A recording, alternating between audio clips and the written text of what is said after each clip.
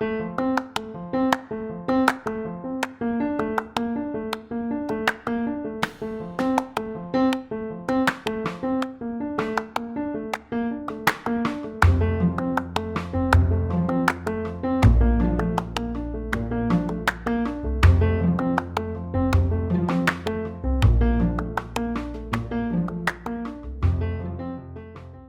buenos días, queridos amigos, aquí en nuestro programa A Dos Voces. Y bueno, pues hoy estamos de lujo, se imaginarán lo que se siente estar aquí en León, en esta ciudad tan bonita, acompañada de este gran personaje que es François Dabuan. Buenos días, ¿cómo estás?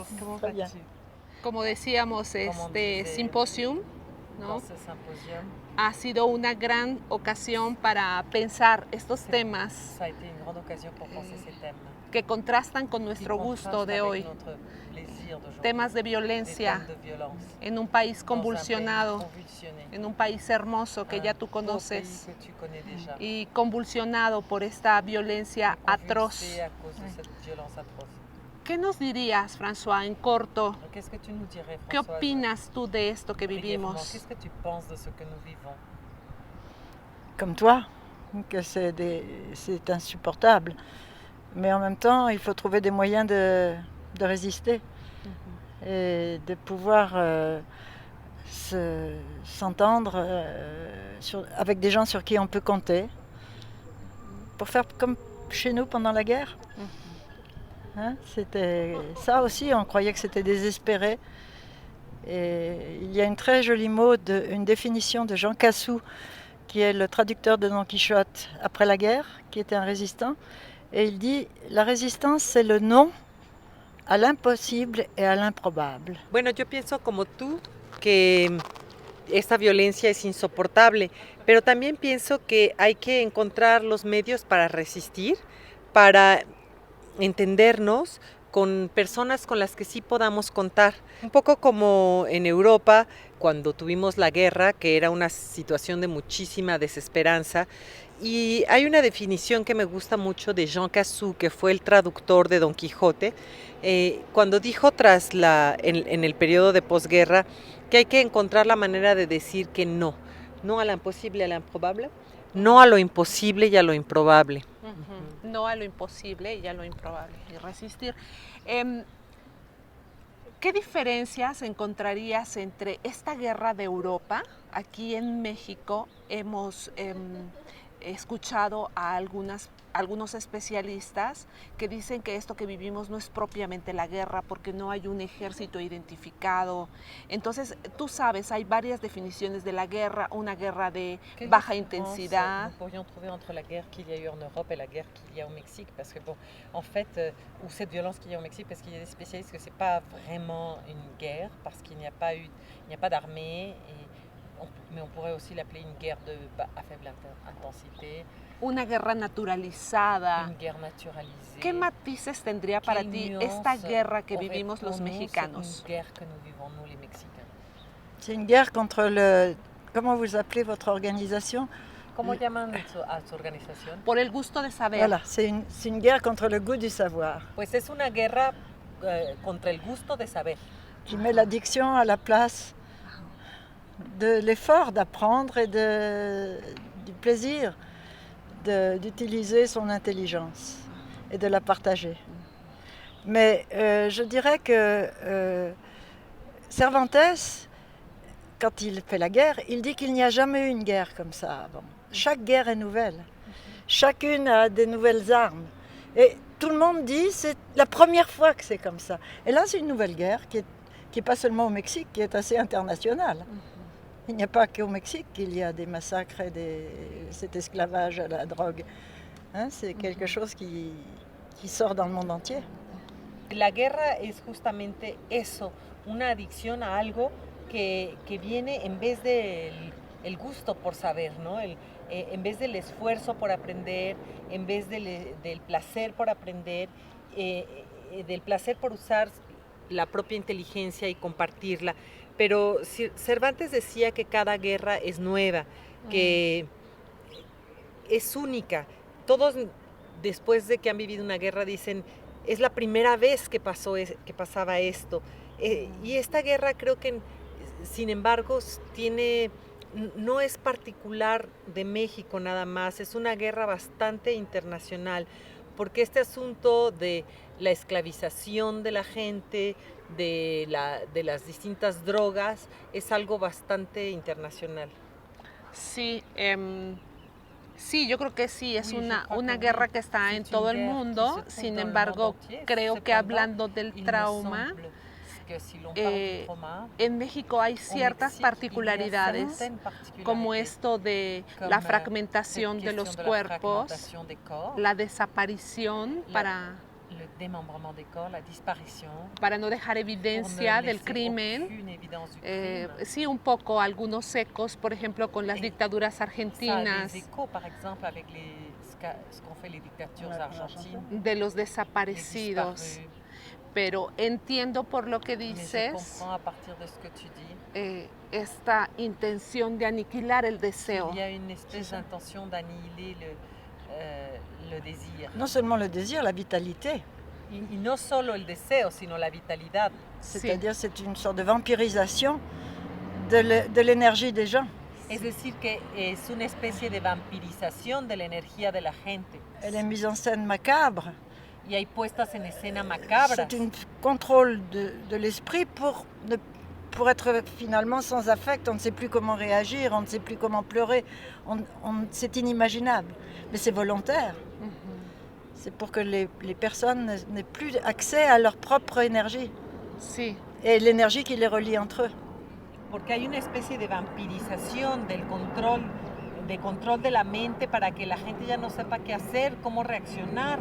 Es algo inimaginable para que la gente ya no tenga energía, ni para sí ni para compartir. Sin duda es uno de los conceptos que llama la atención.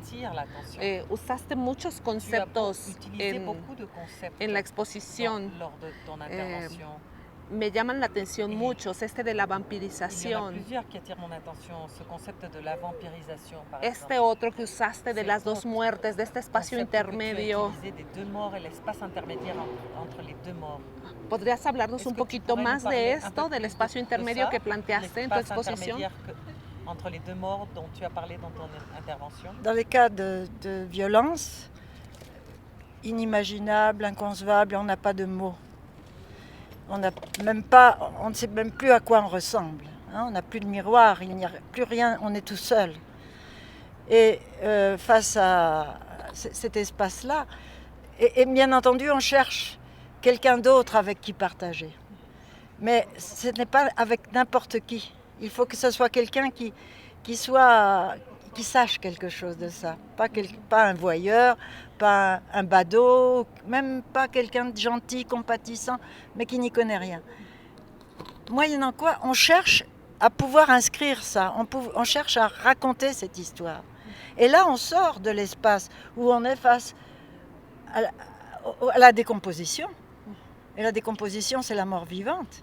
Et on peut s'extraire de cet état qui est voulu, qui est dans lequel comment dire, l'esprit, pas seulement la sensibilité, on cherche à déconnecter l'esprit de la sensibilité. C'est une sorte de dissociation voulue. Voilà. Je sais pas si...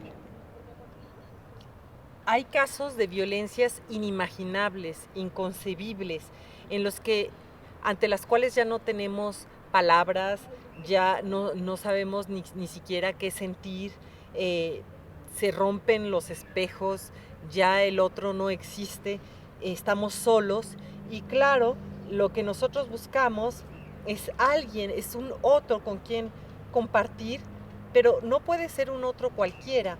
No puede ser alguien que simplemente va pasando por ahí, ni siquiera alguien que sea, por más amable que sea muy, muy gentil, que tenga compasión. No forzosamente nos va a servir ese otro porque a lo mejor no entiende, no comprende lo que nos está pasando. Y pese a que es difícil encontrar ese otro, nosotros seguimos buscando porque necesitamos compartir, para poder salir de la descomposición, que es como una muerte viva y que fue una muerte voluntariamente creada. Es una disociación voluntariamente creada entre la mente y la sensibilidad. Pero no sé si respondí, parce qu'elle te demandait l'espace entre les deux morts. Oui, l'espace entre les deux morts, c'est Lacan qui a donné cette formule. Sí.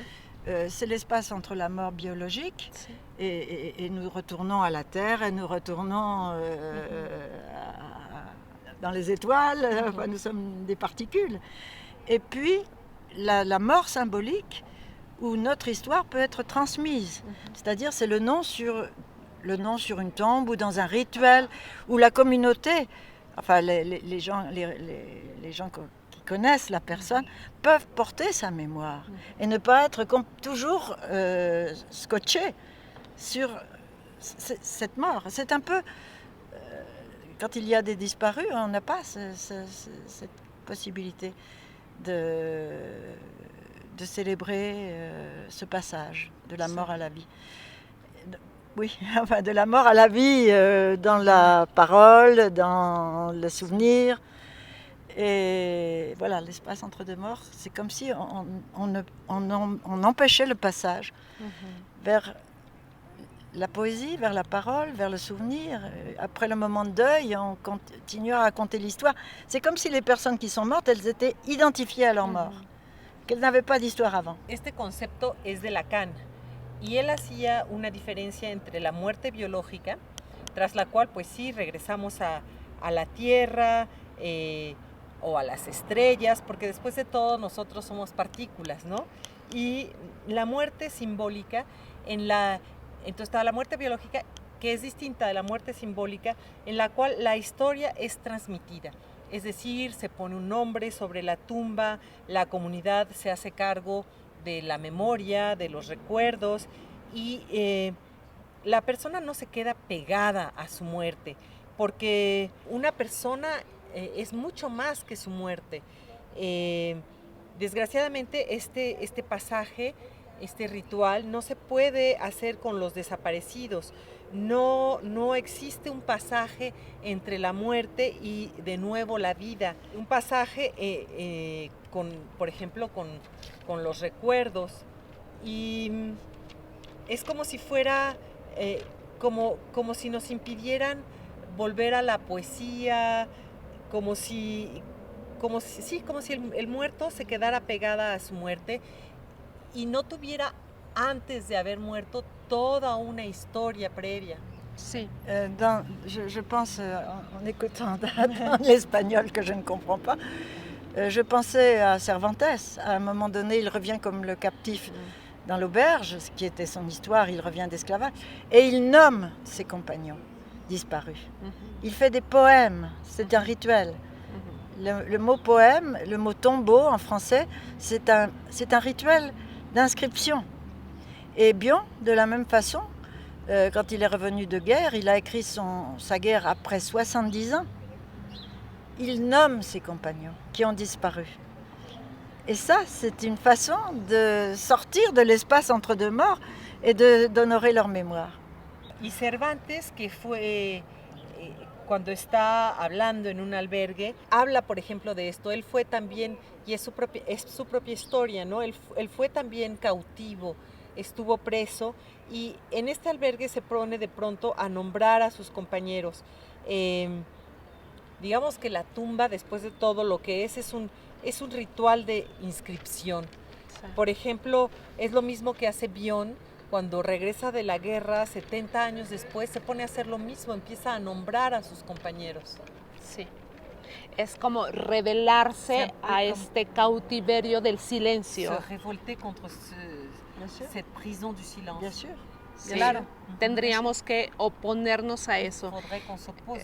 Y bueno, sobra y no sobra, porque habría que explicitar entonces que estamos vinculando la violencia con la perversidad y la violencia como un efecto de la perversidad. La violence comme perversité. comme perversion, Oui. mais aussi comme effet de la perversion. Oui. Y viceversa, ¿no? Y También, viceversa también aussi. al revés, digamos. Ça marche aussi à l'envers, disons. Como esto es, como tú bien lo definiste, Et un comme tu l'as bien ataque dit, al c'est vínculo, C'est c'est ça. une attaque au lien. pues un privilegio que podamos tener Eh un bien, vínculo, c'est un privilège de pouvoir avoir un lien. porque para... J'ai parlé ce matin d'Hannah Arendt, Yo hablaba esta mañana qui de décrivait Hannah Arendt, cette sorte de lien social Sí, que les systèmes totalitaires, ça ressemble un peu à ce que tu décris, sí. coupent les liens de confiance entre les gens pour les amalgamer les uns contre les autres. Elle dit, ils compressent les gens contre les autres. Il n'y a plus d'espace. Il n'y a plus d'espace pour se raconter des histoires. Il n'y a plus d'espace pour chanter. Il n'y a plus d'espace pour la musique. Il n'y a plus d'espace pour le travail. Voilà. Como decía esta mañana, Hannah Arendt habló de eso y dijo que los sistemas totalitarios justamente destruyen el vínculo social, rompen los vínculos que hay entre las personas, rompen con este espacio que permite narrar la historia, este espacio que es el de la música, el del canto, el del trabajo. Quitan este espacio del vínculo entre la gente y de alguna manera comprimen a la gente.